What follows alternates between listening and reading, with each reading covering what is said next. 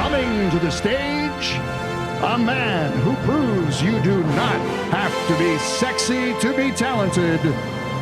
He's been everywhere but famous. Please welcome Derrick Knopsnyder.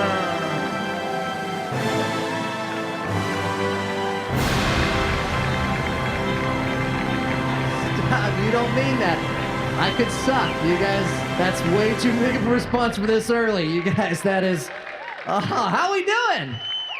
Yeah, man, this is awesome, man. They asked me to film a special, and a lot of comedians, when they get asked to film a special, they'll look at their agent and they'll be like, you put me in a theater in Vegas.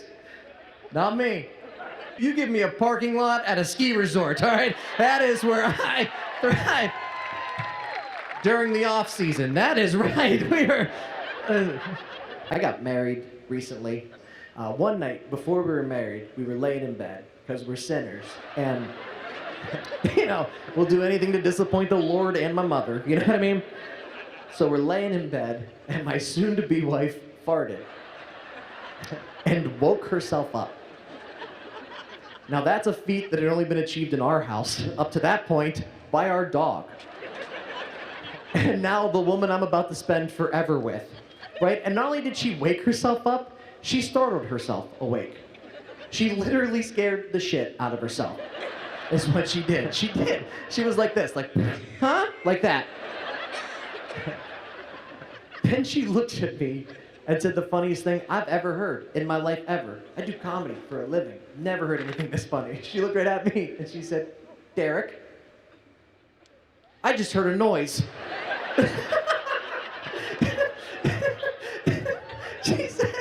She said, I think someone's trying to get in. I was like, I think someone's trying to get out, honey. I think you better squeeze your butt cheeks together, you f***ing barn animal. All right, these are white sheets. We don't want kids. We don't want kids because we've met other people's kids. That being said, we have a 2-year-old, and she's cool. She's my dog. I'm one of those people. I talk about my dog as if it were my child. Thank you. We have dog people here. We're my dog people. Like, dog people? Oh, yeah. I don't know anything about my dog. Really, I don't. I don't know what breed she is or how old she is. I know nothing. We adopted her, you know, from the shelter to make Sarah McLachlan happy. And in the arms of the angels, we adopted her. We rescued her. Know nothing about it. The only thing I know about my dog for sure, this is the honest to God truth, the only thing I know about my dog for sure is that my dog's a millennial. Here's how I found that out. Because I took her to the vet, and she got diagnosed with anxiety. So I'm pretty sure that makes her a millennial, you know what I mean? Like, she shakes all the time, she's always pissed. She's watching CNN at home right now. Like, she just got back from a protest. Like, she's a millennial. It's true, it's true. The vet told me this. He said, your dog has separation anxiety. He's like, she doesn't like it when you're not around her. I was like, well, I don't like it when I'm not around her either, so this is gonna really work out, right? Then he said, we're gonna give her some medication for that anxiety. I said, I think that's a good idea, because I don't want my dog to be sad, right? Then he pulled me in real close, and he said, low key, which is how you want a medical professional to speak to you. He's like, low key, this is the same medication we give adult human beings. We just changed the name of it so we can sell it to dogs for cheaper.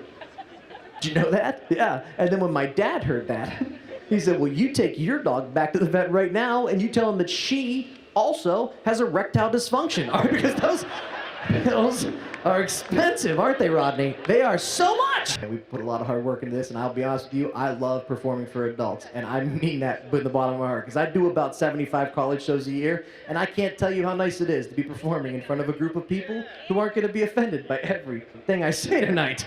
Nobody's more offended than 18 to 22-year-olds for no reason. Like, why? Did your TikTok not go viral? Shut up. They get so angry over the dumbest things. Did a show at Purdue University, Boilers up, or whatever they say. I am not gonna be back there, and that might be my fault. It's not my fault, really. I don't think so. You know, we were doing the show. It's their orientation show. 2,000 students show up, a lot like tonight. Don't look around. 2,000 students are there. Somehow we started talking about the moon landing. I might have brought it up. And I was like, yeah, like if you believe that happened. And then 2,000 students got really quiet. And I was like, oh, you guys don't like conspiracy theories? And then one girl just shouted out, "Neil Armstrong went here, you dick."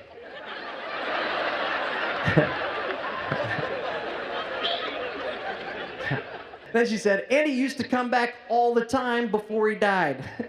And I was like, I just got here. All right, like, I did not know that. I was like, all right, are there any other notable alumni that I should know about from your school before I just start shitting on other random people throughout history?